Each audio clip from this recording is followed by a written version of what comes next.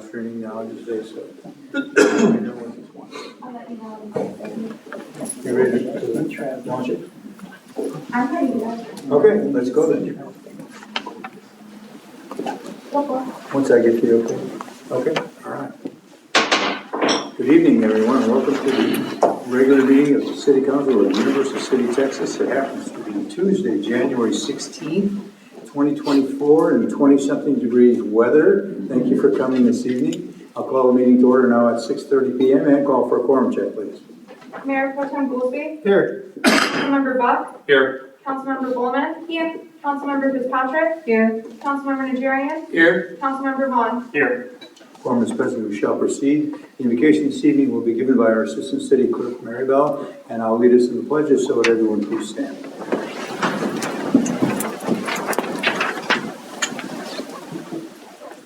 Father, we thank you for the blessing you have given us and for gathering us here safely today. We pray that you keep us all warm and safe during this inclement weather. We pray for our leaders, government officials, and first responders, that they may be blessed with the knowledge and guidance to make decisions that are not only in the best interest of the people they serve, but also pleasing to you. Amen. Amen.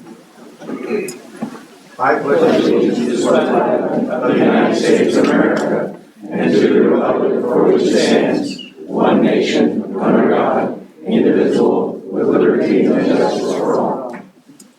Honor the Texas flag. I pledge allegiance to thee, Texas, one state, under God, one and indivisible.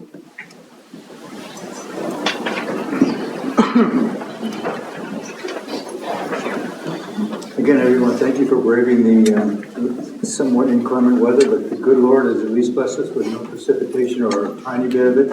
So the roads have been clear and we've been able to travel, and school's back on with no potential problems, and hopefully that'll continue on. I understand Thursday it's going to be almost 70 degrees. Can you believe it? I guess South Texas, we can all believe that. Okay, all right. Let's move on then to our item 4 is our city manager's report. We have 2 items today, a 2023 accomplishment report and the City Hall roof project. So I'll turn it over to our city manager. Ms. Turner? Thank you, Mayor. You have a copy of the report in front of you. Much thanks to the department heads for getting all their information in, and of course, much thanks to Regina Carmona for compiling it and making it uniform and informative. So we have copies for you, just so you know. This will be on our city's website, as are all of our accomplishments reports. We'll also be sending out an email from the mayor and council to our board and commission members, because obviously a lot of this work that gets done is done by volunteers, and so we'll make sure that they get a copy and thank you for all the work that they've done as well. On the City Hall roof project, if you park in the back, you'll see that the dumpsters are gone, and if you live close by, you'll hear there's no more hacking, pounding, sawing, and throwing, and everything else that they were doing, and there's no more in the building when people stop ahead of you. So tomorrow is the inspection on the report on the roof. We are confident that it will pass. Randy and Jacqueline will be there to make sure everything is in good order. And then once that is done, we will be doing a thorough cleaning of City Hall and the police department. As you can imagine, we have had a lot of things fall through the cracks of the ceilings, and we'll look forward to having this project come behind us. So thank you for the funding for that. It's much appreciated. Thanks, Kim.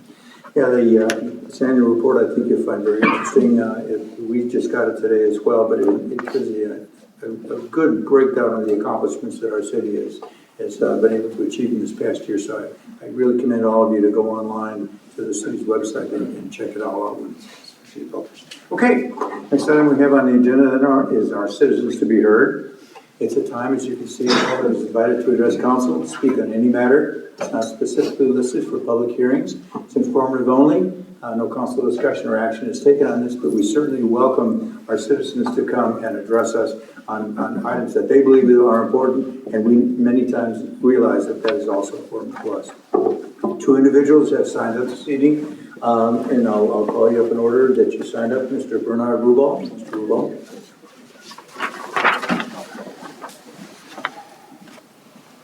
Mr. Mayor, council members, and staff, thank you very much for tonight's acknowledgement of the service provided by by retiring employees of the city who have dedicated many years to the citizens of Universal City. And I appreciate your recognition of them tonight. As the city manager points out, there was a 2023 accomplishment report published.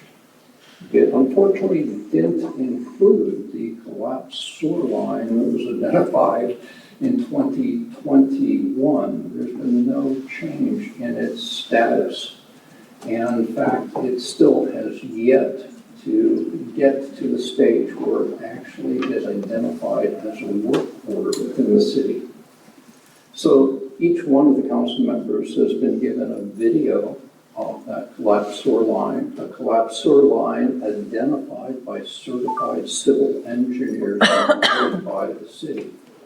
So basically, hopefully 2024 is a better year for repair of some of our infrastructure needs.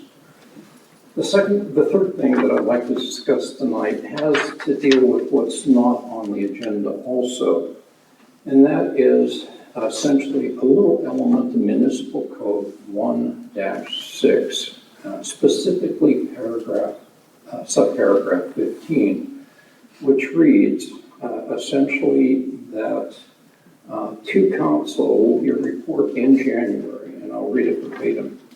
Prepare an informational report in January of each year for City Council, which includes progress on the implementation of records management plan in each department of the city and summaries of the statistical and fiscal data compiled under section 13. So basically last year, approximately at this time, February the 8th, I saw that in Municipal Code did an open records request for information about sub-elements within that code. And basically even talked with Ms. Turner to get a feel for what our record management program is, and found essentially that we were non-compliant with the municipal code at that time. And just to remind you that is a municipal code requirement that's reported in January, and it has not been, at least in the last 4 or 5 years, that I've been able to determine. So again, I'm suggesting this is a process improvement for the city because our records management is key to understanding the history of our city and basically to defend how we move things forward. It's untenable when we can't find appropriate records or can't document figures and numbers that are presented before this council based on the lack of information. So I thank you for your attention. Again, essentially, that's under Municipal Code 1-6, subparagraph 15. Thank you. Thank you, Mr. Vaughan. Very good. Next individual signed up this evening, Mr. John Everly. Thank you, Mr. Mayor. 3 quick things. First of all, I just learned that you were stepping down, and I wanted to thank you for your 24 years, I guess it is, of service, and you will be missed. I know you said you'll be around, but it's been very nice. I took a great deal of awareness of how you run meetings and stole your style when I was president of the HOA, so I thank you on a personal level for that. Mr. Vaughan, I wanted to thank you for your beautiful Christmas decorations, which I drove by almost every day over Christmas. That was spectacular. Take the credit. Well, that's all right. Tell your wife thank you. And the third thing was the waste management contract. I know when it was passed, took a fair amount of heat and everything else. But Mrs. Turner, Council, I want to thank you personally for that contract, specifically the change in recycle, not just the larger bin from the little laundry basket to the big tub, but the fact that what we are able to recycle has expanded so much. Every week we now have more in our recycle bin than we have in our trash can. And that is not going to save the planet, but by golly, if we all kind of apply ourselves to recycling, that is going to take a whole lot less out of landfills, and that needs to be important to all of us. So personally, I thank you for that change. That has been huge in our household. Thank you. Mr. Everly? Okay, it's been my custom to ask that if anybody would like to address council that didn't have a chance to fill out the form, that please come on. I'm glad to have you. Yes, ma'am. Just give us your name and your address for the record, please. Lori Putt, 114 Foxglove. When I came tonight, I didn't know we were honoring such a fine group of gentlemen tonight, and I just can't let it go without saying 13 years we've been working with the city and with Public Works, and I have had the honor of dealing with everyone. Blake, you've lucked out. I haven't had to do much with you, but the rest of these guys have been phenomenal, have been kind, have gone over and beyond.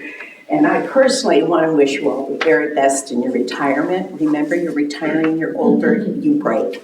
So don't get crazy. But thank you for everything that you have done with Parks Partners and the city, and we're really going to miss you. I mean, these are big shoes to fill. So thank you guys so much. Anyone else? Yes, ma'am.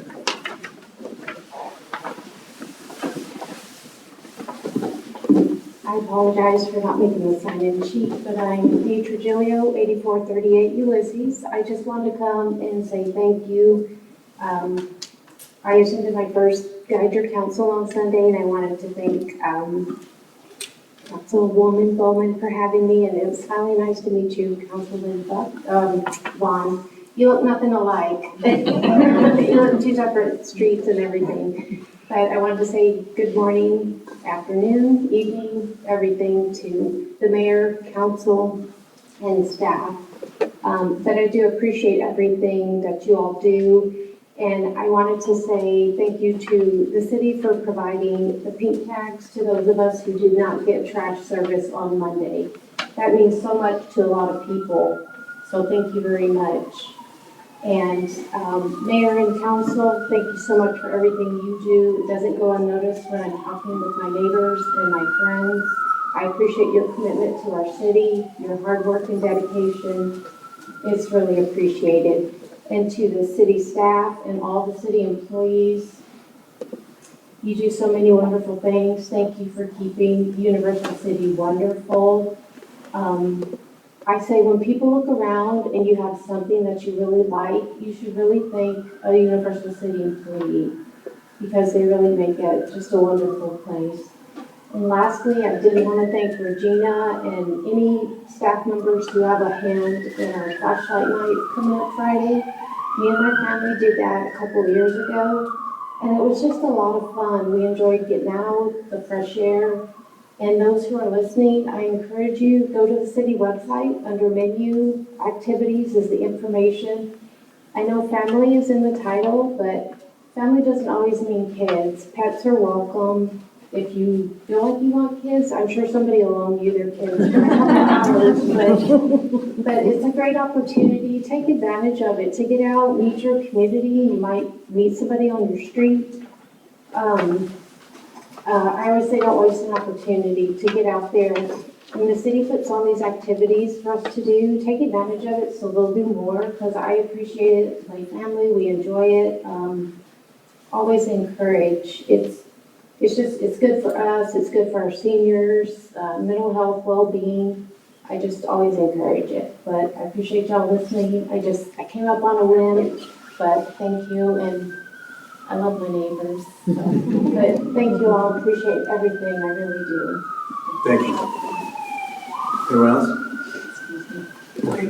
Thank you very much for your participation this evening. Let's press on now. We're going to have a public hearing in a minute here, which is public's invited to address the items that are listed in this one particular hearing we have this evening. So we're going to be going into a public hearing in a little while. The way I explain this is council will listen, staff will present, and after staff presents, then you have an opportunity to discuss and voice your opinions on how you feel about this particular item on the public hearing. And then I close that and it opens up, and then we move on to another item, and then staff will finish. Council then will address it in an item actually under tab number B. So what it is, it's public hearing PC 596. SU 017.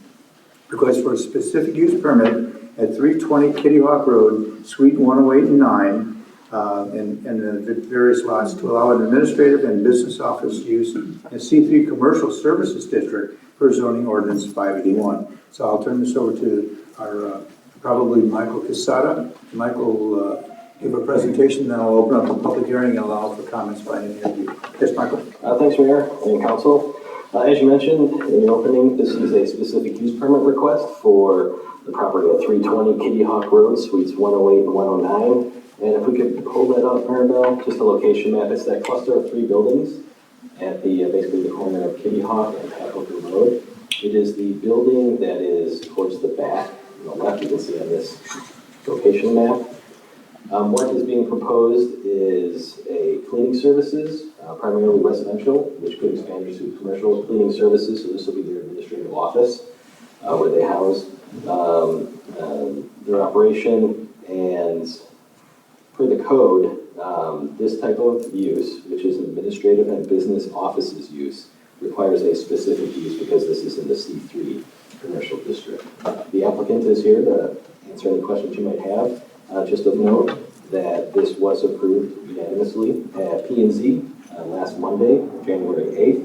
And per state code, we did send out 13 notices to property owners within 200 feet. And we have not received any responses. We have not received any calls or anyone to stop by to give us any comments. And that's all. Okay, good. All right, so it is now, let's see, 6:45. So let me go ahead and open the public hearing. Would anyone like to address council on this particular issue? Whether they want to change the zoning for a specific use permit? Speak now or forever hold your peace? No, it's okay. Very good. So I'll go ahead and close the meeting now at this public hearing at 6:46. Okay. All right. So we'll be addressing that in a few minutes here. So the next item we have it's announcements, and this is an opportunity for the city manager and myself and council to make some comments before we finish on with the rest of our meeting. So I'll turn it over now to our city manager for her announcements. Thanks, Mayor. I just want to make sure that we recognize a few people who made this difficult weekend with the weather possible. Obviously, our police and fire were here. Thankfully, for the fire department, it was the beginning of their 48 hours, so they all came on fresh and were prepared for it. And we appreciate the work that they and the police and the dispatchers did. It was actually a very quiet weekend for us. I also want to recognize Randy and his staff for everything they did to prepare for the worst. And then also Randy, who came in on Saturday and manned the phones just in case there were emergency calls coming into utilities. So I really appreciate his extra effort. I also wanted to thank Regina Carmona, who, in spite of having the flu all weekend long, was so diligent about answering people's questions on Facebook and posting things on the website.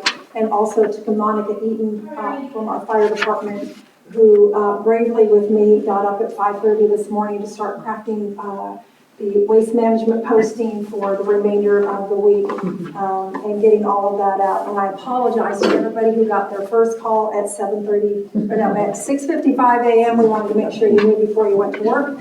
And then also I wanted to thank Shayna Paulus for coming in early and manning the utility phones, and then Shayna Paulus and Celeste Miller in the utility department, who've been answering all the questions and handing out the pink tags today, and then they'll be doing the same thing tomorrow. So. Then one thing I probably need to address, I know everybody understands at this point that the mayor is not going to be rerunning for election, but we are planning to have a public event where everybody can do a meet and greet with the mayor. So we appreciate you coming here and giving your well wishes to him, but we will have an official event for that as well. And I'll be letting everybody know the date for that in the coming future. That's all I have, Mayor. Thank you. Thanks. Okay. My comments, first of all, in the Guadalupe Appraisal District, remember we had a couple of votes there, and our candidate, Darrell John, he was elected as one of the members of the Guadalupe County Appraisal District. Bear County is still up for grabs because there's an individual that is gone falling off the board, so there's an opportunity for some more nominations, so we'll take a look at that. But our votes there went to Councilmember Roger Garcia, the city of San Antonio. All right, so I know why most of you are here. And I wanted to specifically do this and recognize individuals because it's over 113 years of service to our city. That's a lot of time. That's a lot of time. And so I want to specifically let's just say congratulate and recognize these individuals. I'm going to do it alphabetically, so there's no potential favoritism, because I love all of you. Okay. First is Avery Lunsford. Avery, stand up a second. 29 years of service to our city. Fantastic. Okay. Instrumental in securing over $2 million in parks funding over the last 5 years. $2 million. Not too shabby. Okay. There's all other kinds of things that Avery has done, but I just wanted to personally acknowledge the contributions that you've made to your city, and it's been a labor of love, and I know that very, very well. And I'll tell you one other thing. If you didn't look at your gateway, the ending statement about Avery is pretty cool. No one outdoes Avery and his vast knowledge of historical people and events. He knows everything about everybody. So, Avery, congratulations on your retirement. We miss you, but you've left a great legacy for our community. Thank you very much. Thank you, Mayor.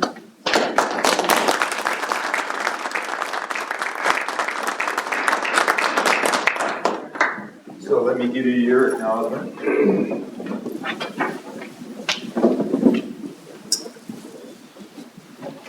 All right, let's see that. Which one says it?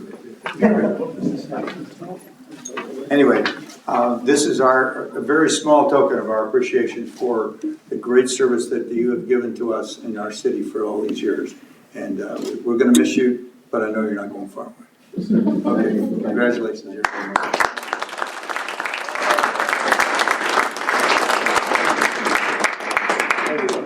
It's probably going to be easier for me to just stay right down here if you can all hear me pretty well, okay?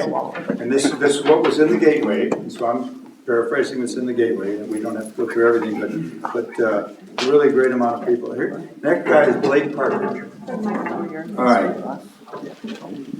Blake, come here. 34 years. Pretty different. Utility serviceman for 12 years, the utility inspector, and the utility superintendent, obviously, the last 20 years. And I have obviously the privilege of having known Blake for a long, long time. We played some golf together.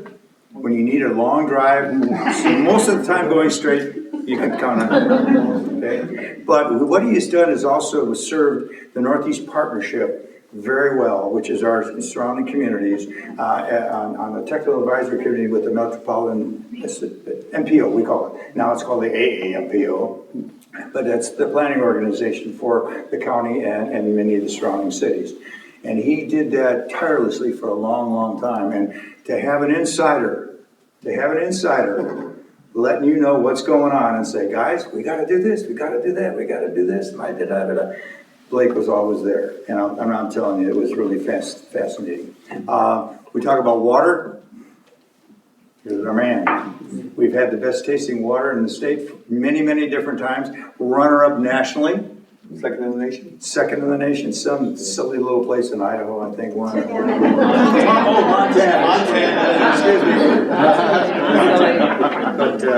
But Blake has been a great servant for our city for a long, long time. And I can't be prouder to give him this little acknowledgement of our appreciation of what he's done for our community. So Blake, you are right over here. And it says, with sincere appreciation for your loyalty and dedicated service to the community and the city. That was for Avery's as well. So Blake, thank you, my friend. Thank you.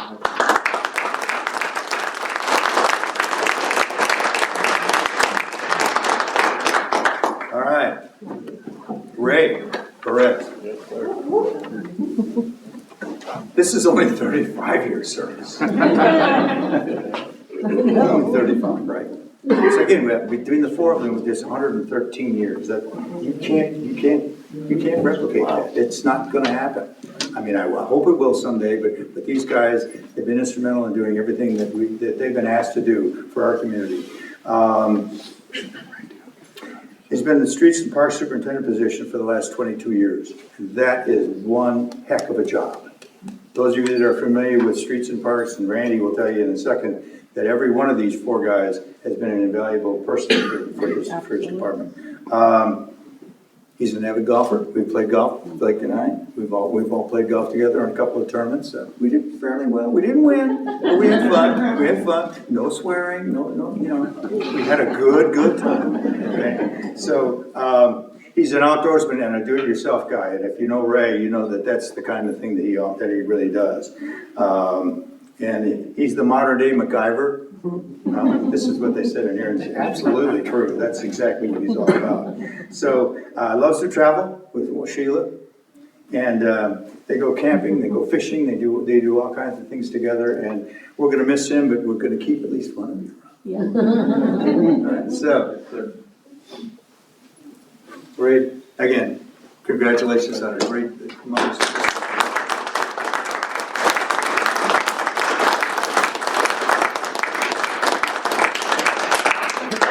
Last but not least, Tracy. Come on up here, Trace.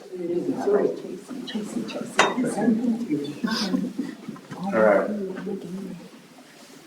15 years for us, for our city. Again, adding on to he's the youngster. He's our kid. Not really a rookie, but a 15-year-old. Okay.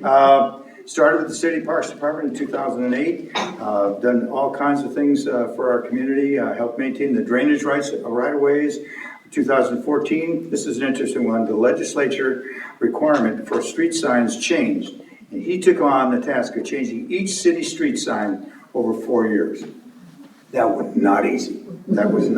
So he and his wife Margot retired actually several years ago. No doubt the two of them. It's been a pleasure to have them working with our community. They love spending time fishing, car racing, right? All right, and all sorts of music events. So you can see them when you see a music event we're going to host. You'll probably see them again. So congratulations, Tracy, and thank you for your service to your community.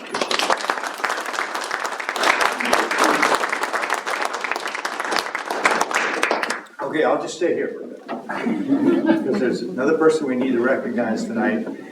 It's bittersweet. We're losing our city clerk. Taking a picture of herself right now. She's served us for 8 years and has done an absolutely phenomenal job for our community. And she also has served as our economic development director in recent years as well. She's leaving us to go to Seguin, where she will be the city clerk there. And it's bittersweet because it's wonderful for her. We're going to miss her, but she's going to be closer to her family. That's where she lives. And so her boys are starting to get up there where they need mommy around occasionally, especially for taxi service and everything else, right? Okay.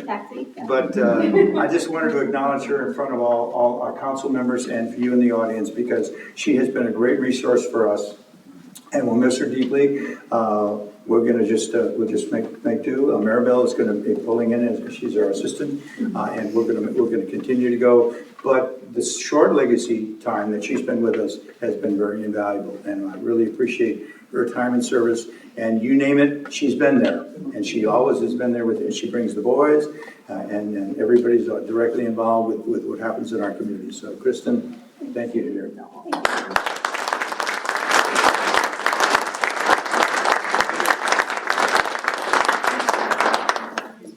Oh, I forgot. These are for you, ma'am. Oh, very happy. That's just the least we can do right now to say thank you for your great service. Okay? All right. These are the fun things about being mayor. I guarantee you they're fun.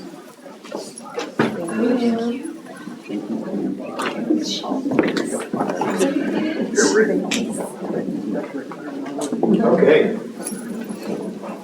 Now, let's have our comments from our councilmembers. Let's start with our Mayor Pro Tem. Thank you, Mr. Mayor. So all I can say is I can't believe y'all are all leaving. Could y'all spread it out a little bit more? I appreciate that. But thank y'all so much for all that y'all have done for this city. There's not enough time to reiterate everything that y'all do. Y'all are awesome. Y'all are going to be missed. Thank you. Thank you all. Where's she at? all of y'all. So thank y'all. Thank you, Mr. Mayor. Thank you, Ms. Buck, thank you. Thank you, Mr. Mayor. Also, a lot of the comments that came from people this evening about our great city are due in no small part to our Public Works Department. So to Avery, Blake, Ray, Tracy, and Kristen, I hope we are going to be able to replace you with even half as good as the people that you are. Thank you very much for your years of service. And Kristen, I know you will do very well in Seguin and take the things you've learned here and the professionalism that you've developed and move on to bigger and better things. So best of luck to you and to all of you in your outdoor activities and enjoying retired life. I am envious and look forward to it myself one of these days. Thanks to all of you and to the city staff for everything that's been going on this weekend with all the cold weather. We know how much time you guys put in. Did we have any major infrastructure failures, anything like that? Awesome. Few residents who perhaps didn't turn on their faucets and had frozen pipes, but they'll just have to sit and wait. Yes, ma'am. Thank you to the city staff for everything you guys did this weekend. That's all I have, Mr. Mayor. Thank you. Ms. Bulman. I also want to thank all of our Public Works retirees. It's absolutely amazing and incredible to me that someone would stay at a job for 30, 20, 15 years. That seems like such a long, it's most of my life. It just seems like such an astronomical amount of time, and then to put in that amount of service is just amazing. So you, by far, earned your time to retire and take a break, my goodness. So thank you guys for that. I also wanted to thank Kristen for all of her years of service. I'm super sad to see her go, but I know it's important for her to be closer to her kids, and I think that's an awesome perk, but super sad nonetheless. I also just wanted to let everyone know that if you want to run for city council or mayor, it opens up tomorrow and it goes until February 16th to apply. So just a little PSA out there for everyone, and that's it. Good, thank you very much. Mr. Adjournment. Thank you, Mr. Mayor. I do want to thank you all for all the time you put in to the city, and it's much appreciated. And a lot of the really good things about this city is due to your diligence and everything. Gone to many TML conferences where everybody knows Ken and his accomplishments, and we've always appreciated that. Tracy, on a personal note, I've known you since you've been working before you, or right when you started working for the city. I've just known you on a personal basis, and it's been my pleasure to deal with you at different functions and see the city flourish under you and everybody else that works with you. And everybody else, you're all way too young to be retiring, so, but I guess that's inevitable. Sometimes it all happens to us. Kristen, I'm just a little angry with you. No, I'm not. I really appreciate everything you've done on a personal level. All the little things you've done for me, and Maribel, get ready. I apologize beforehand because all the little things that Kristen has done for me and all the little questions I've asked her kept her busy. So sorry to drop it on you, but it's going to happen. So, but again, everybody that's retiring here is that's what makes this city work. We just appreciate each and every one of you. Thank you, Mr. Mayor. That's all I have. Okay, Mr. Patrick. I thought Dee Dee really did a nice job of, if you like something in the city, say thank you to a city employee. And I will say thank you to each one of you. You guys have done so much for our community. It speaks a lot about your commitment to making this a great place for all of us to live. And it doesn't go unnoticed, and it's very much appreciated. I will also say that all of those years of service really kind of show that this is a nice community to be part of as an employee and as a resident. And so I take great pride in the fact that we have people that will stay in a community and work for the city for so long. That's amazing. Kristen, you will be greatly missed. You're probably one of the first people I remember meeting here, and I will be very sad, but I'm very happy for you. It will be a life-changing change for you. Just as an FYI, tomorrow, Ashton and I will be at the library for the Tasty Table. Each month they pick a cookbook, and on the third Wednesday, everybody, you pick a recipe and then you come and you talk about how easy it was to make, and then you have judges, and that's what Ashton and I will be for tomorrow. So if that sounds like something that's interesting to you, please consider getting a recipe for the next month. I'm not sure what the cookbook is, but they will have it available at the library. That's all. Mr. Vaughan. Thank you, Mayor.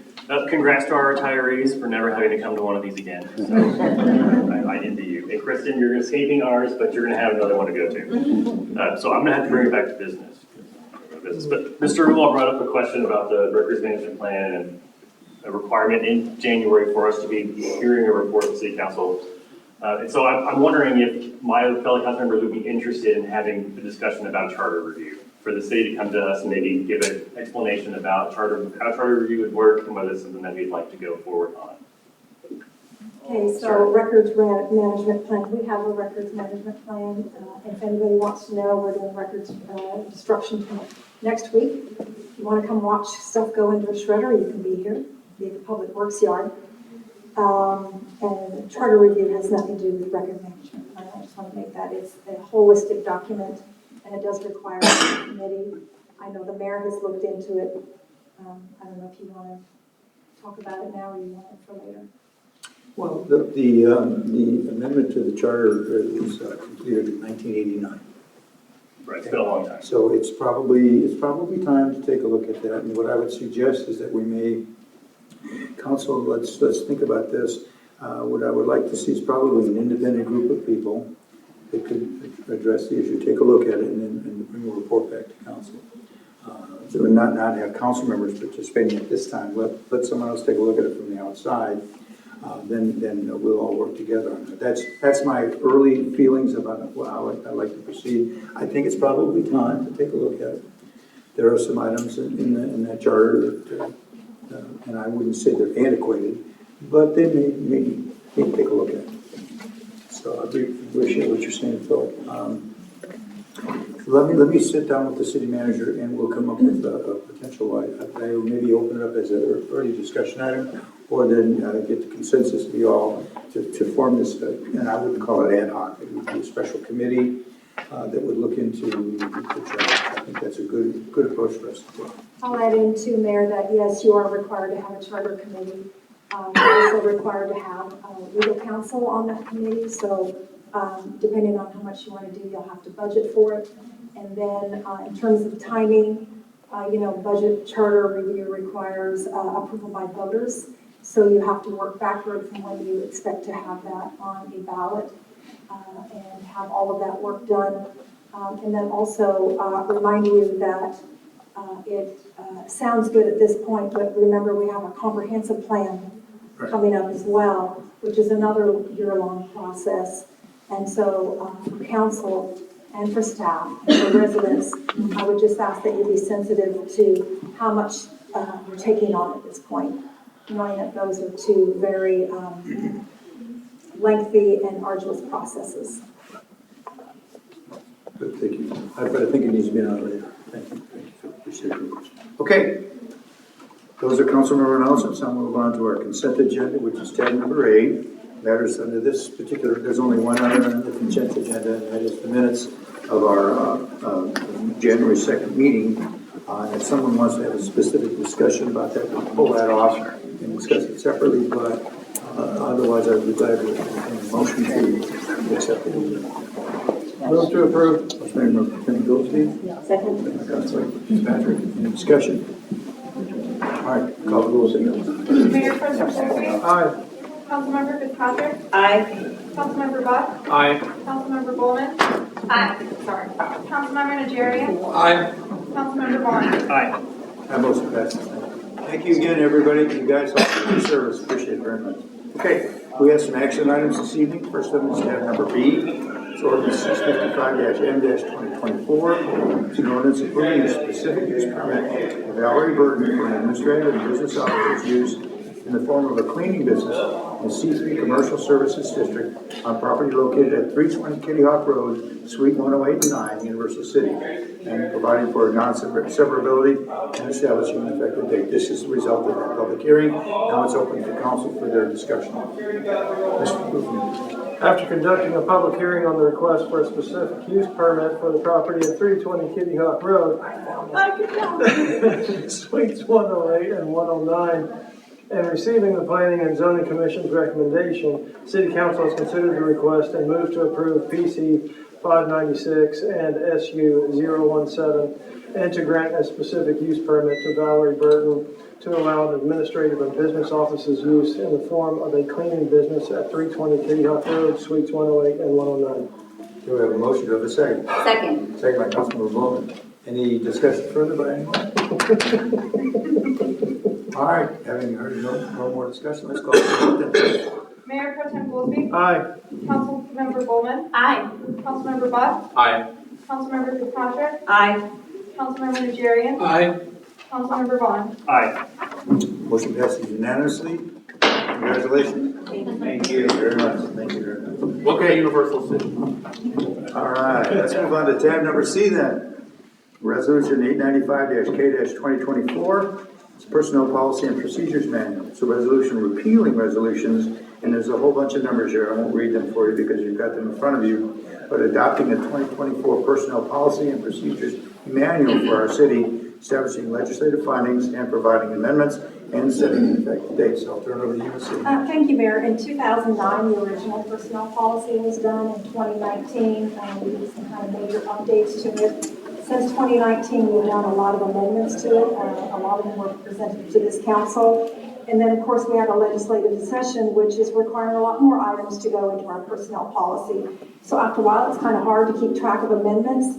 So my recommendation at this time is that we just go ahead and just do away with everything that happened in the past. It's still in the current document. And then we have a couple of items that were underutilized that we're not incorporating. And then that was the sick leave policy. And then our purchase card policy is actually not going to be in our personnel document. It's going to be in our purchase policy manual, which we will bring to you shortly. So the staff recommendation is that we adopt the 2024 Personnel Policy and Procedures Manual. Questions? Any questions of Ms. Turner? Yes, Mr. Buck. Thank you, Mr. Mayor. Ms. Turner, the sick leave pool that was never used, is that just because everybody had sufficient sick leave that they never needed to use it, or to what do you attribute that never having been used? So when you have employees that have been here 34, 35, 15, or 29 years, so those are the people that rarely get sick. And so they had a lot of accumulated time, a lot of us did. And so the sick leave pool is that we could actually take up to 80 hours of our sick leave and put it in the pool. And if we had a catastrophic illness and we used up our sick or leave time, we could pull from the pool. And the people who used up all their sick and leave time could pull from the pool because they didn't put anything in it. Well, what we've typically found is that we have not had catastrophic illnesses that have had to utilize this because it's all the healthy people that are giving to it. The ones that needed sick and or leave time, we had staff members who were just donating directly to them. And that seems to be the preferred path that the personnel would like to do. And so we'll just continue on with that method. And I was going to ask whether that's a possibility that if one employee runs out of sick leave, could several other employees simply donate directly to that person? Yes, they can, pending approval by the department head, because obviously we have to look at the reason and the attendance record for the person who needs it. Okay, thank you. That was my only question. Thank you, Mr. Mayor. Thank you. Anybody else? Okay, I'll be glad to entertain a motion then. Move to approve. Councilmember Najarian. Second. Second by Councilmember Buck. Further discussion?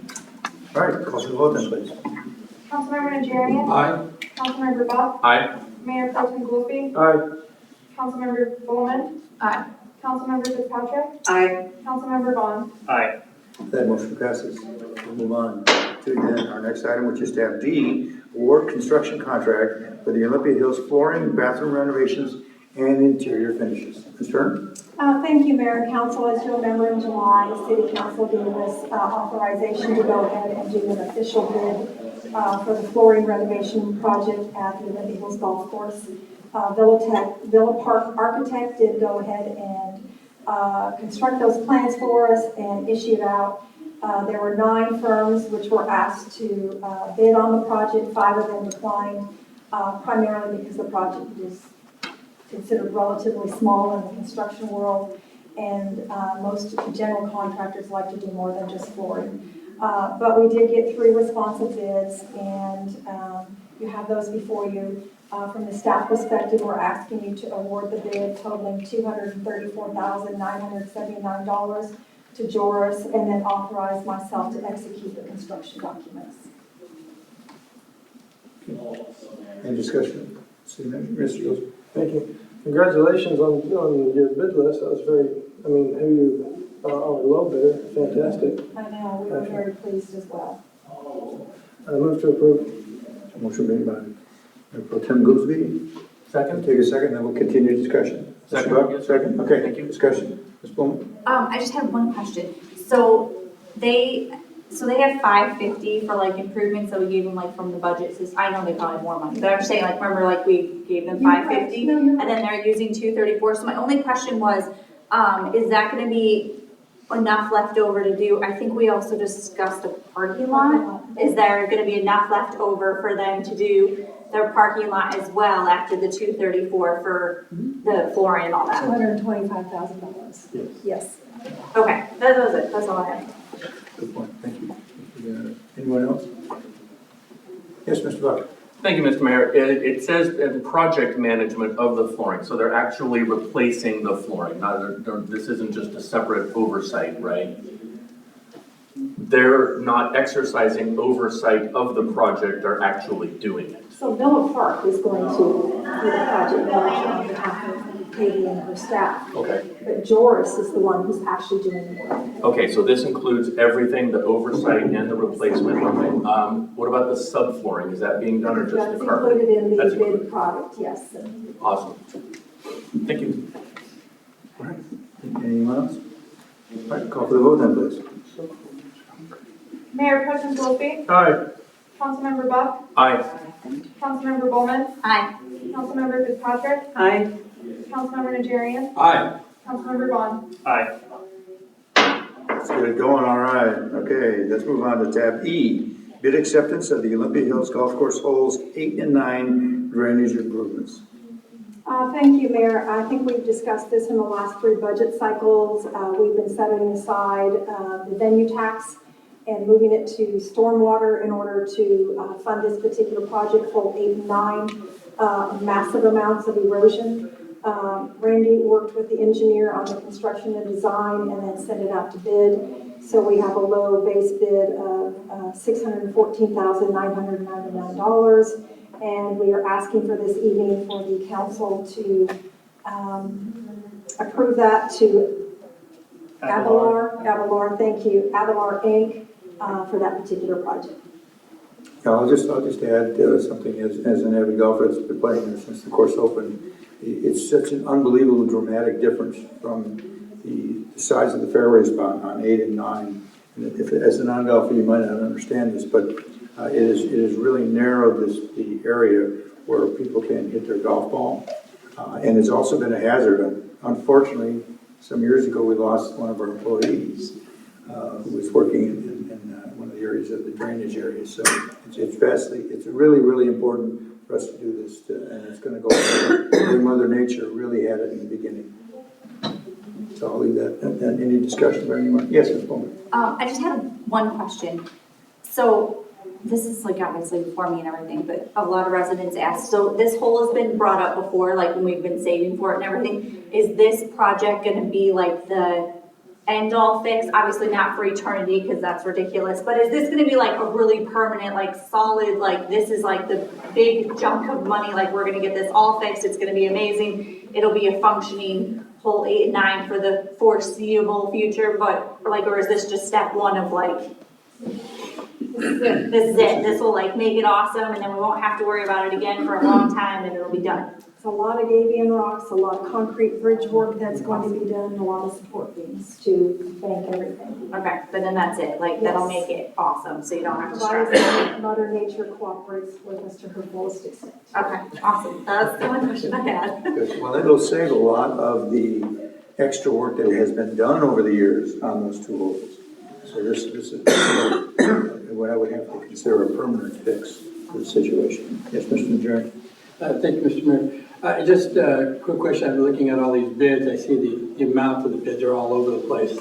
And so I don't know how I can always like saying, hey, great, it's only going to be $615,000. So, but that seems like a very, very good bid by Avalar. Have we worked with this company? I didn't see that. No, this is a new company. We did check their background, and they've done work nearby. And we actually worked with two of our engineering firms that we checked with. So they had raving reviews about them. Live Oak's worked with them before. They've done work for City of San Antonio. So we personally brought him in and interviewed him ourselves, make sure we were comfortable with his bid. And he said all the right things, so there was nothing to reject him on. Thank you very much. Okay, Ms. Vaughan? So I don't expect you to have these numbers off your head, but I think according to the 2024 budget, I think we transferred 650 to stormwater the year before, and then another 450 or so this year to transfer. So this is going to come in under that, it sounds like. So there's probably going to be more money coming back to the golf course. Intention. Okay. And just for clarity, this is where you have the rock with the cage on it, right? Gabions, yes. Is there going to be fairway over the top of it, or? No, this project here is going to be solid rock, solid block rock. So there's, they look like square Gabion blocks. So we call them butter block, square rock. So that's what's going to be going through the channel, the concrete line in the center of the channel. It'll have open wing wall, head walls, and then on the downstream side as well. So this thing is designed with a bridge going over the top of it. Does it handle the 100-year? No, it'll never handle the 100-year, but it'll handle most of the storms. But there always will be overtopping as all the course, everywhere through that course. Even what we've done so far will overtop, but it should be structurally where Mother Nature right now, way was plumbed with a corrugated pipe, and it eroded over time. So this opens it up the way Mother Nature wants it, where it's going to free flow through there, and not back up on the rest of the course like it's causing right now. And so it won't be rocks across number 8 fairway. It'll be the rocks that you're putting in that you're going to put dirt and turf over. They're stacked blocks. It's probably hard to tell from the drawing that was in there, but there'll be blocks. It'll be stair blocks like this, square blocks. So it'll be a hazard? It will be a golf course hazard. It'll be a hazard. Okay. Thank you, Mayor. It'll be an interesting change to those holes, I promise. So once the project is done, Mr. Vaughan, what we'll do is obviously advise you at that time councils have to make a decision. Are there other stormwater issues on the golf course you want to address with the money you have left over, or do you want to move it back into the venue tax? So you'll have that option once the project is done. Yeah, hole number 7 was the first big major change that we made after having to rebuild some greens and stuff. Anyway, very good. All right. Any other discussion? I think we need a motion and a second here. I don't think we've had it yet, do we? To approve. Okay, Councilmember Najarian, second by Councilmember Goolsby. Any further discussion? All right, call for the vote then, please. Councilmember Najarian? Aye. Mayor Pro Tem Goolsby? Aye. Councilmember Buck? Aye. Councilmember Bulman? Aye. Councilmember Fitzpatrick? Aye. Councilmember Vaughan? Aye. Okay, that motion passes. The next 2 items are discussion items. Tab number F is discuss implementing a council member message board. I think that was you, Mr. Vaughan, isn't it? Yes, sir. Yes, sir. Okay, well, we're still kind of in the discussion phase. This is not an action item, so we can't vote on it tonight. It's an action item, sir. It's under action items. It is under action items? Yes, Okay. sir. Well, then I would. Well, discuss implementing, is that make that an action item? Okay, so discuss and consider is kind of a moot point. It's under the agenda, under action item, whether you decide to take Oh, I see, action or not. because it's under action item. All right, I like that. Well, then I know that there's a cost to this, and I know the version that St. Marcus uses is called Zenforo, and it's $60 a month. And I know Councilmember Bulman and myself have foregone our stipends, which would be enough to pay for this. So I would move that we approve city staff to set up a council message board on Zenforo. Okay. Do you need a second? Yes, there's more. Second. Second by Councilmember Bulman. Let me open up for discussion. Mr. Buck. Thank you, Mr. Mayor. I also forewent my stipend, so there's $90 a month that City Council is contributing to its own message board. Theoretically, if we could use that as some sort of analogy. During the previous discussions, I did express my support for the message board as well. I think it would help us better prepare for meetings, that we can exchange information ahead of time, share our thoughts about a particular issue rather than blindsided. Being blindsided isn't necessarily the right word, but underprepared, let's say. If Councilmember Fitzpatrick has a presentation and I'm only finding out about it at the meeting, I don't have a whole lot of time to do research from sitting up here. If we have that item on the agenda and she's able to share her ideas, share the handouts, what it is that she's looking for ahead of time, I can come into this meeting better prepared to adequately discuss those issues. So I am also a supporter of the council message board. Thank you, Mr. Mayor. Okay. Ms. Bowman? Yeah, I had kind of the same thing. Like, I have a handout for you guys tonight for the next agenda item. It's the same thing. Like, I'd be able to send you guys links and show stuff so you don't have to just trust me for my word. Like, you actually would have time to look it up. I also think another great point is sometimes as council members, citizens ask things of us. And so they're like, hey, we don't like, oak wilt, and we're really concerned about it, and we think everyone else should be really concerned about it. Well, instead of me just coming up here and being like, hey, how do you guys feel about this? And then you guys just being like, I don't even know what you're talking about, Ashton, so I don't really care. I could post it on the message board and be like, listen, a citizen came up to me, we're talking about oak wilt. He said you guys talked about it 4 years ago. I wasn't here then. How do you guys feel about it? Or is it a concern? Is it something maybe we should put on the agenda? As opposed to just trying to, do it up here and then you guys be like, I don't know what you're talking about. But I know I get approached fairly often with concerns from the residents, and I just think it would be really nice to be able to help out those residents a little bit and just see if there's any, and then they can see it too. I think that's my big thing is like, then the residents can see that, oh, Ashton took my concern seriously. She asked the other council members, but they're not interested, so now we can move along. Instead of having to make an agenda item and just waste everybody's time if you're not actually interested in it or there's no teeth to it or whatever. That's it for me. Okay. Mr. Sessions?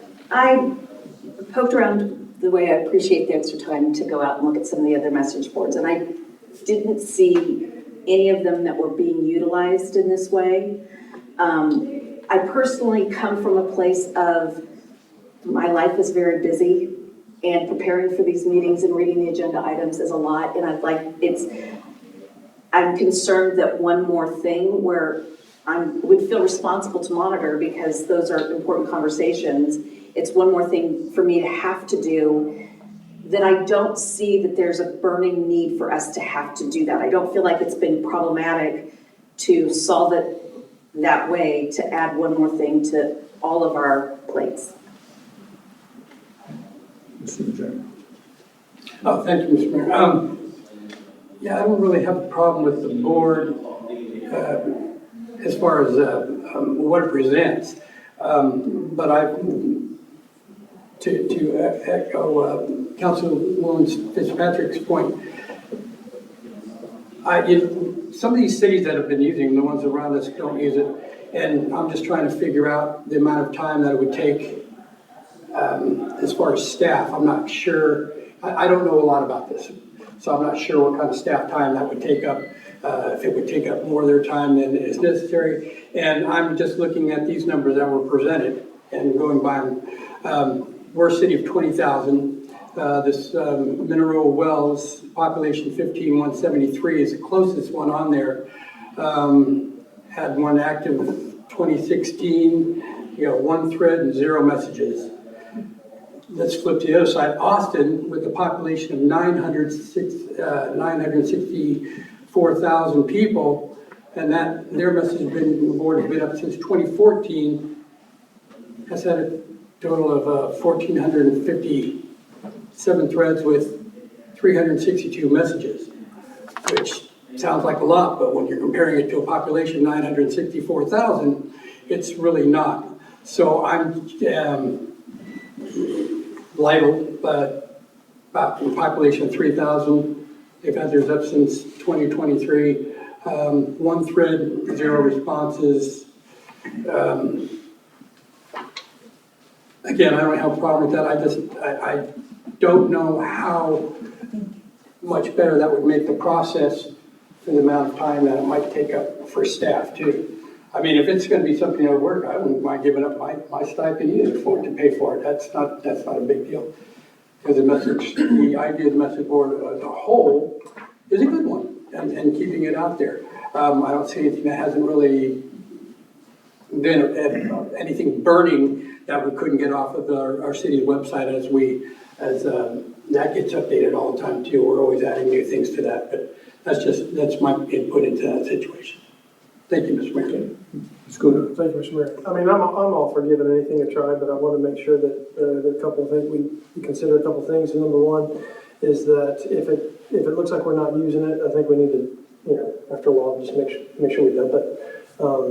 But if we look at it and it takes up a lot more time for staff, then what? Okay, this is not a staff message board. It's a council message board. So it's not our time, it's your time. We're not responding to what you put on. Well, don't expect me to respond to it. I'm going to be a creeper on it, so that's all. Sorry. It's just a thing. Was that out loud? I'm sorry. So, I mean, I'm fine with giving it a shot. Why not? As long as we do have the option to put it to rest if it doesn't work. I mean, that's my big thing. So, thank you, Mr. Mayor. I'm sure that certainly would be an option we have available to us, since it's going to be for us up here. Okay, any other discussion?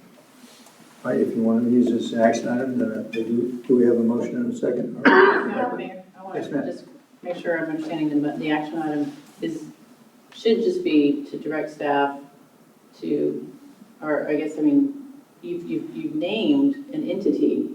We don't have that anywhere on the agenda. We don't have prices. We don't have a contract. I'd really like for you to consider maybe paring that back a little bit to have staff, the council moves to approve using a message board and have staff come back with options, or at least Contract for a service. contract for services for y'all for the city to review and approve. Okay, I'll amend my motion to say to direct staff to bring us a message board option that we can implement. Thank you. Okay. And I'll You second go, that. you go with that? Okay. Yeah, I'm good with that. Okay. I'll second that. All right, so there's the amended motion then to approve this, to direct staff to come back with some options on the cost and implementation.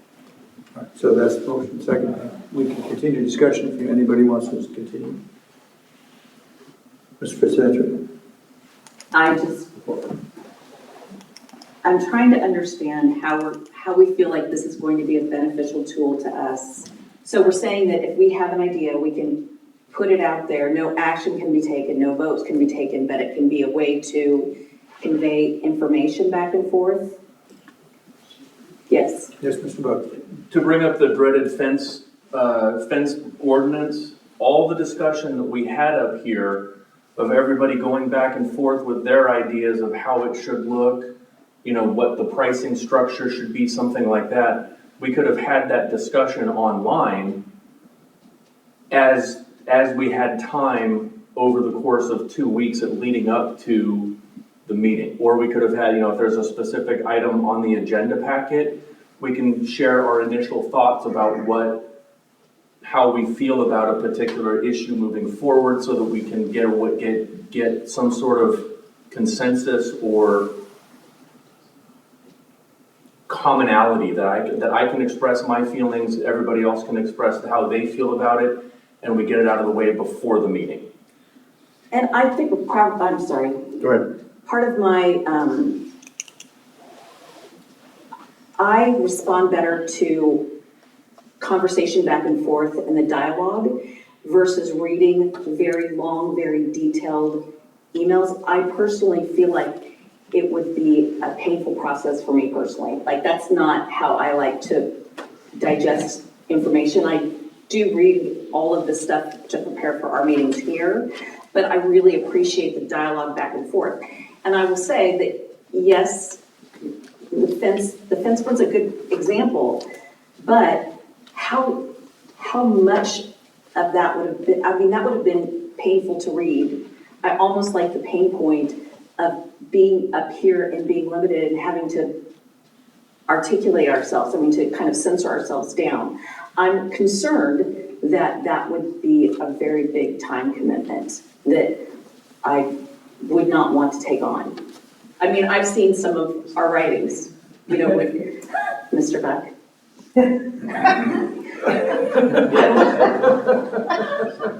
I will say I've seen some of your crafted written responses, and while they're very well thought out and you do a tremendous job presenting information, I would rather hear that in person here, all of us hearing it at the same time, and not wondering, is everybody reading that message board? So that's just I'm not sold on the idea yet. Mr. Najarian? And now that we bring up the fence part, maybe I'm not getting something here too, but that doesn't the message board put us in the same situation?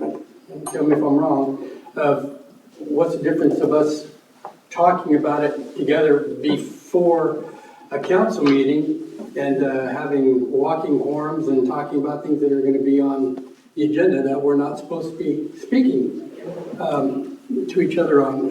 What's the difference between talking to each other in person and putting it on a message board? I see problems coming up with that area. And maybe I just am not getting what the message board specifically is all about. It does allow you to have, to post or to put out there your ideas and thoughts. And you're not, it is an official message board of the city council.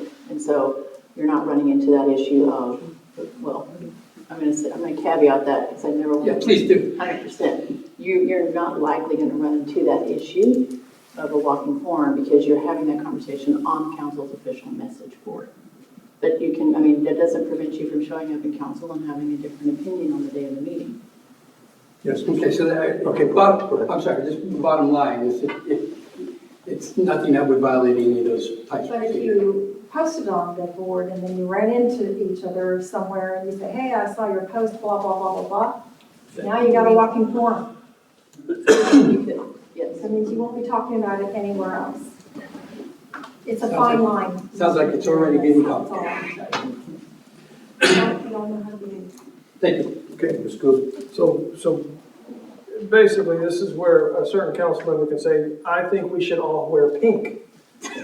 And I want that. And then somebody else can say, no, it should be purple. And somebody else says, I didn't see this post and shows up in blue. Is that basically what we're talking about? Yes, and then if something comes on the agenda again, then somebody will have to make a motion and vote, and then they'll have discussion. So are you going to have the discussion all over again? That's the question. So for a guy like me, Hash it out there, or are you going to hash it out in here? again, the old dog, certain tricks are still just really new even 10 years later. That one's probably not going to float my boat, but for some of these younger kids, maybe that's how they're going to be able to communicate. As long as I don't have to wear pink whenever it shows up on the message board and nobody gets mad at me for it, and we have that discussion in council, I'm fine with this.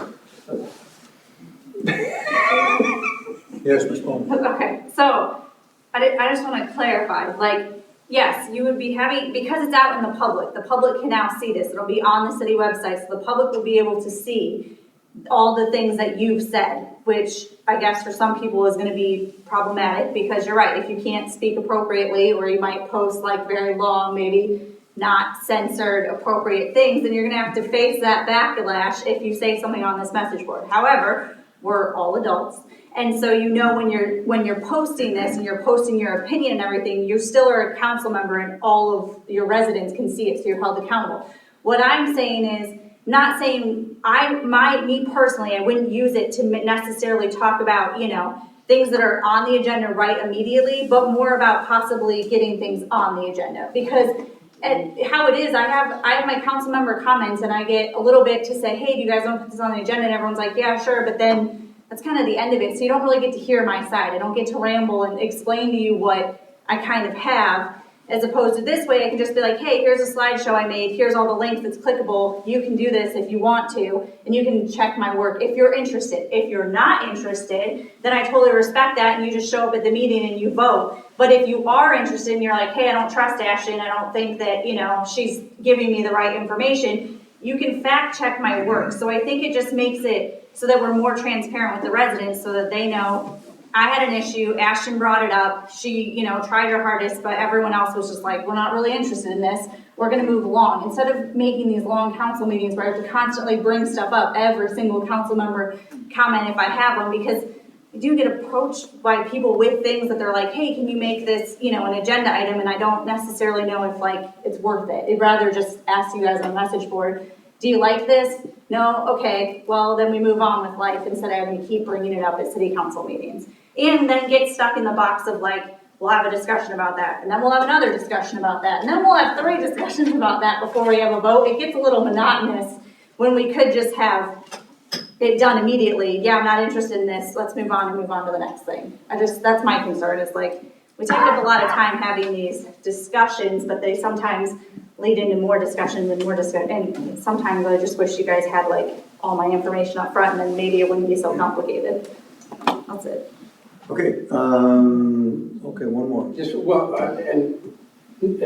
That's where it puts this vote. So, I appreciate that. So, since we are actually doing the vote to bring it to city staff to take a look at the possibilities for this and Contract for service. Contract, and then the next time they come up with that, we'll have a better understanding of exactly how that's going to run. I have no problem with that. Yeah, your motion is to instruct council to proceed, staff to proceed with some options, not to enact it, to proceed with some options that would council then would act on. Right, then when they come up with options, we'll be better school about how that option is going to work. Just want to make sure everybody's clear on what the motion's all about. All right, more questions? Let's call for that vote then, please. Councilmember Vaughan, Aye.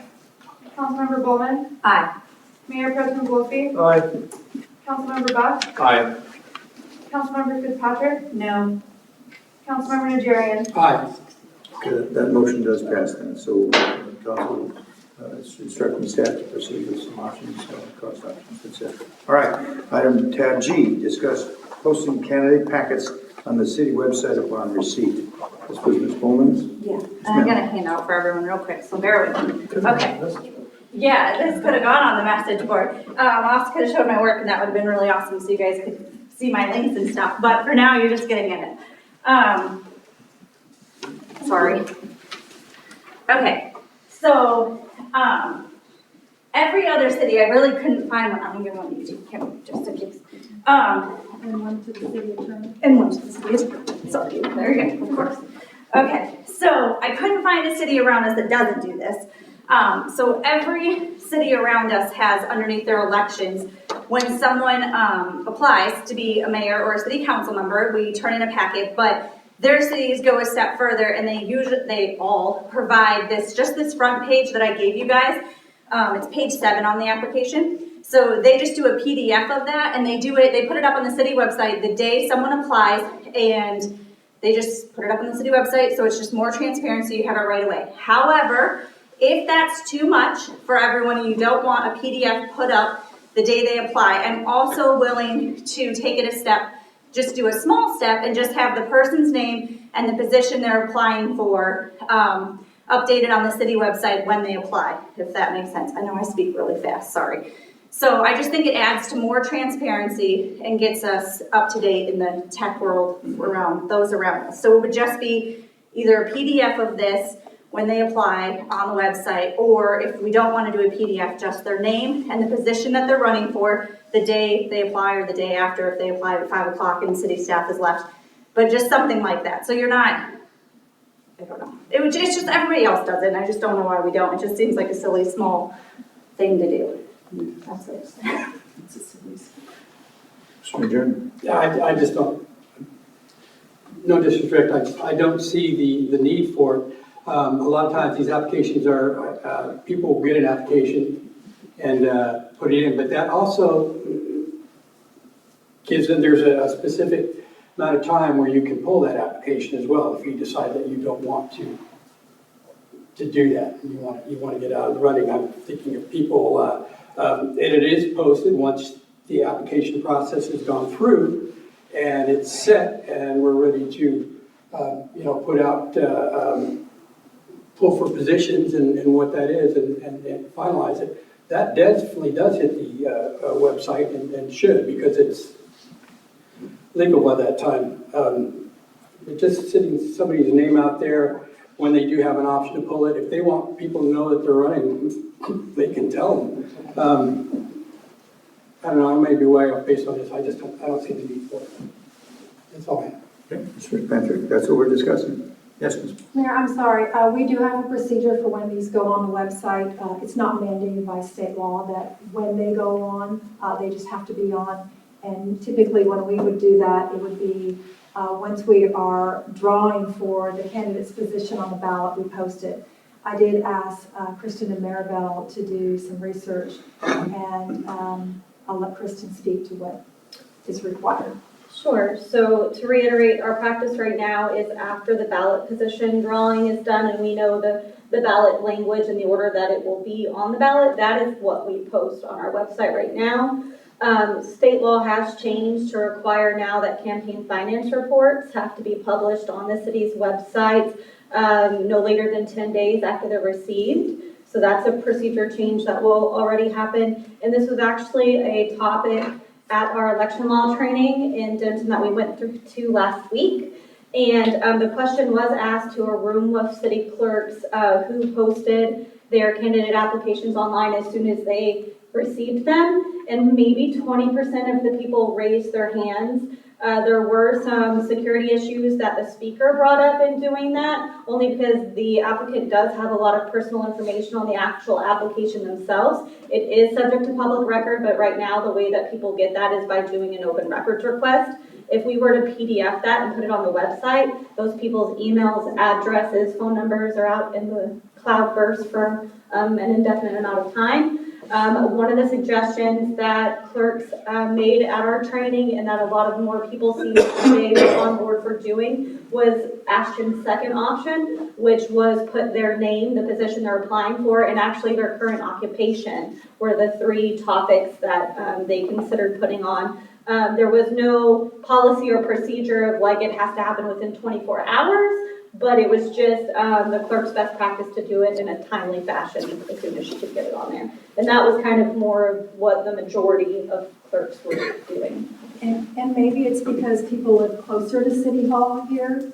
They show up at 4:59 and hand us their application on a Friday. And now I've got somebody who's staying late because we need to get this information up on the website. Also, my concern is that it is politicizing the city staff and the city website in terms of who's running for council and who's not, or who's running for the mayor, who's not. And I know that some people run out of altruistic modes because they care about the city and they want to do what's right for the city and the citizens. But sometimes people just use that to say, if that person's running, then I'm going to run against them. That's not an altruistic motive.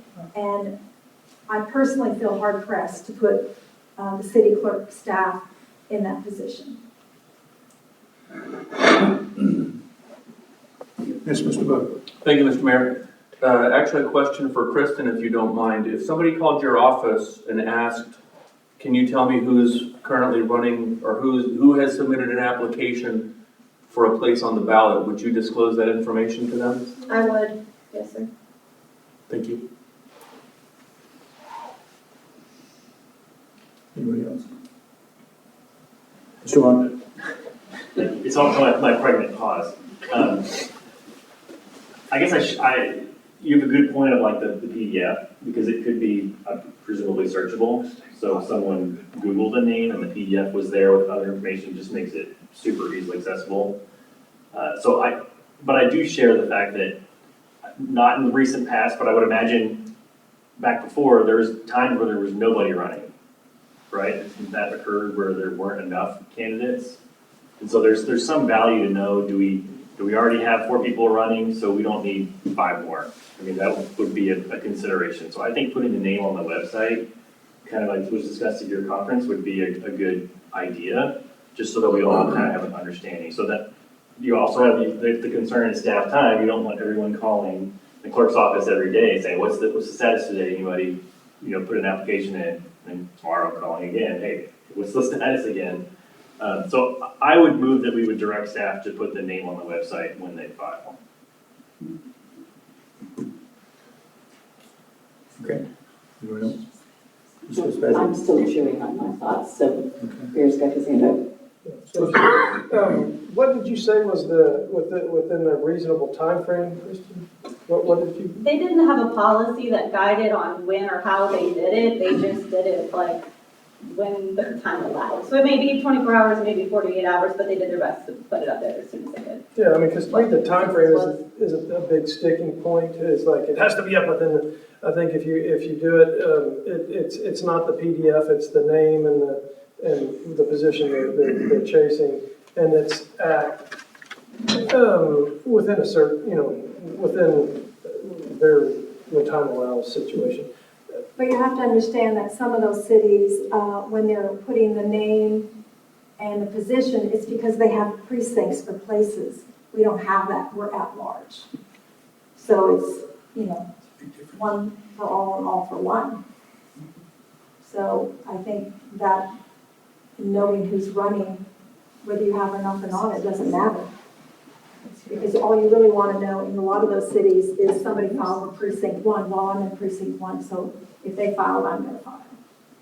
And here it doesn't matter because you can have however many names you have on the ballot and there's just 3 positions open for at large. Part of my thing is, at our last council meeting, somebody out of the blue just pops up and says, I'm running for mayor. And I know a lot of people got excited, and a lot of people didn't, but a lot of people got excited. And so to the fact that he could do that and get some excitement drummed up about it, I kind of can get behind. I'm not a big fan of having too much, all of that online. But I don't have a problem if it's just people running and within a reasonable amount of time. I wouldn't expect it at the end of the day or anything like that. Within a few days would be my world, but that's all I have to share. I know it goes up eventually, so no matter what, it's going out there. I do think that I would like to just see the name and the position they're applying for versus all of it. I'm curious though as to why we feel like we need it out there before we draw for placement. Because I know that it goes out. I mean, once we've got the placement, it goes out and it's very transparent.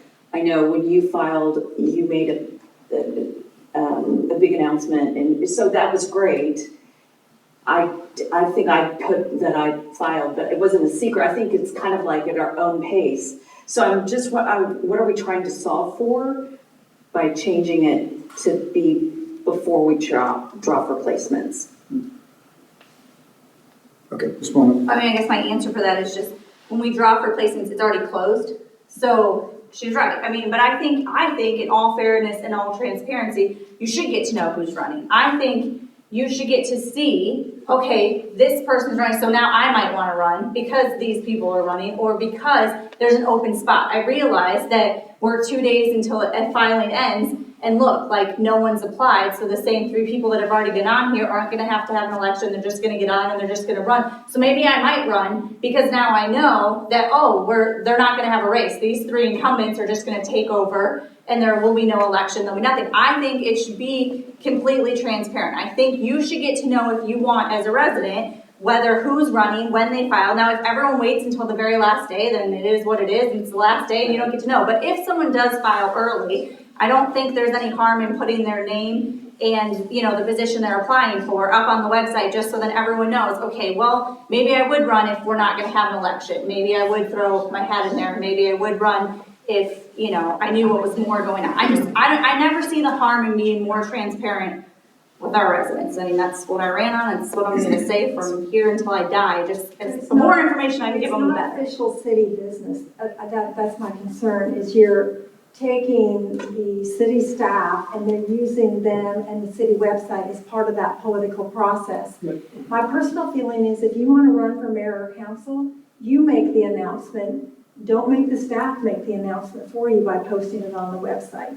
Now, some of you may do that ahead of time, some of you may not. That's my concern, is that we're using the city website for political reasons. So if nobody's opposed and nobody decides to run, then that is the decision that everybody has made, because in the general voting population, they have said, hey, nobody else has filed, or I don't know if anybody else has filed. City clerk, has anybody filed? No. Okay, thanks. Then they can decide at that time. But I just don't like using the city staff and the city website to run somebody's determination on whether they're going to run for city council or for the mayor. Well, where would they publicly say it? You want them to come to a meeting? Well, I've been through enough elections to know that almost everybody that's running shows up and says that they're running for city council. I mean, elections are all about social media at this point. I recognize at least 4 of you when you ran. I know you had social media stuff out there, and, you know, you were very good. You turned yours in. We talked about it. I was one to receive yours, which was kind of special. And then you blew up Facebook. But that's how people knew, is because it's your job to inform the residents that you're running for city council, not the staff's job to inform people that you're running for city council. I just think it's a fair playing field. I guess I look at it differently. I just think it's a fair playing field if you know whether there's going to be election or not, to make it worth, you know, wanting to run or not, or if it's the same people. But I don't know. Your position as well? Yeah, I'm good. I understand. And just to make a point again, just because you file does not mean you're running. Again, once you have this filed, you have, I forget how many, I forget when they close it off, you can still pull that out if you decide. So, you know, I'm just thinking, these names go out there and say a couple of people end up saying, I don't want to do that, and they pull, now they're not really running, and that gives disinformation to the public. So you're running after you file and that date has passed to where you're now on the ballot. After that date, I don't have a problem with that, but again, I just don't think because you filed doesn't mean you're running. It should mean that, but it doesn't. Thank you, that's it. All right, give everybody a chance to, whether or not, announce a little bit. My personal feeling is that if a candidate, someone wants to run for office, they're going to let people know they're doing it. And I don't want to put the staff right there or our city into position. I think a PDF certainly would not be warranted, but if you agree that you wanted to do it, I would say only the name and the office that they're putting in for would be appropriate. I personally don't think it's necessary. That's my opinion. Okay, so we do have motion and second. Action items. Have we had a motion yet? I'm Yes. sorry, Megan. I was going to ask again if you could please repeat, was the motion already made? There was no motion. No, there's no motion yet. So any motion would be to just direct staff. I mean, this is not a council function. It's not a policy decision. No, you want to direct staff to do an administrative task. And so just if you could keep your motion in terms of that, I would appreciate it. Okay, we don't have an actual motion at the moment. Okay, I can make a motion. So I guess, so at least we can just get a vote and be done with this. Once again, another thing that would have been cool on a message board, so we wouldn't have had to do all this. So I just basically move to approve to have city staff put on the city website when someone files their name and the position that they're filing within a reasonable time, 24, 48, 72, whenever they can get to it, up on the website. Second. Okay, motion and a second. Everybody understand the motion? All right, let's go for the vote then, please. Councilmember Bulman, Aye. Councilmember Vaughan, Aye. Mayor Pro Tem Goolsby, No. Councilmember Buck, No. Councilmember Fitzpatrick, No. Councilmember Najarian. No. Motion is defeated. Okay, move on to tab number 8 then. Resolution number 966, 2024-1, Mall-Lito, resolution authorizing a project which will facilitate the promotion and development of new or expanded commercial development, and which was approved by the Board of Directors of the Universal City Economic Development Corporation, excuse me, on 11 January and providing an effective date. Kristen? Yes, sir. My last one. Are you sure? Thank you, sir. So at the last EDC meeting on Thursday, Michael, Casada, and Tim Turner led the EDC meeting for me because I was gone at election law. They did inform me that Danny and Karina, Miss Karina, she was here, I think she stepped out. Her daughter, they have school in the morning. Understandable. They are the co-owners of Mall-Lito, a little mall. It is a new thrift store resale shop that's coming in at 12,000 East Loop 1604, Suite 112, which is a shopping center across from Walmart, really close to Daylily, which was a recent storefront improvement program for the EDC as well. They have requested financial assistance to help them with signage, and their project will consist of a 36-inch channel letter sign as well as pylon faces for 2 of the pole signs at the shopping center. They're wanting to use TSW graphics, and the estimated cost of the project is $8,118.75. The EDC approved unanimously to reimburse them $4,500 at that meeting. Budget-wise, for the EDC, they had budgeted $100,000 for storefront improvement, and they've committed to date $34,225, not including the $4,500 if you guys approve that tonight. Any questions? Questions, anyone? Move to approve. Motion by Councilmember Bulman. For a second. Second by Councilmember Vaughan. Any discussion further? Okay, please call for the vote. I'm sorry, it was Councilmember Bulman. Bulman and Vaughan. Vaughan. Councilmember Bulman, Aye. Councilmember Vaughan, Aye. Mayor Pro Tem Goolsby, Aye. Councilmember Buck, Aye. Councilmember Fitzpatrick, Aye. Councilmember Najarian. Aye. Okay, that motion passes. We'll move on to our no tab. We're going to go into an executive session as pursuant to Texas Government Code 551.072 regarding the purchase and value of real property. If deliberation open session would have a detrimental effect on the position of corporation negotiations with a third party and for a term consultation pursuant to section 551.071 regarding real property at 110 to 118 East Byrd Boulevard. So we'll move in right now. It is 8:01. We'll move to executive session, and we'll be back as quick as we can.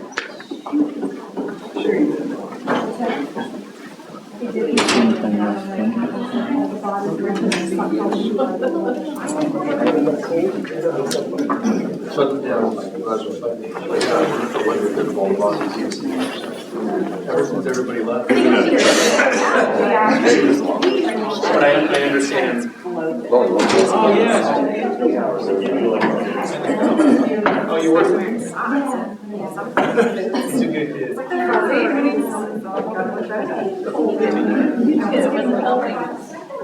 Okay. It is 8:12. We'll reconvene from executive session and move on then to tab number, I think it is I, correct? Yes, tab I, which is a resolution 967-2024, resolution of the city authorizing purchase of real property located at 110, 118 East Byrd Boulevard by the Universal City EDC Corporation for projects to promote new or expanded business development.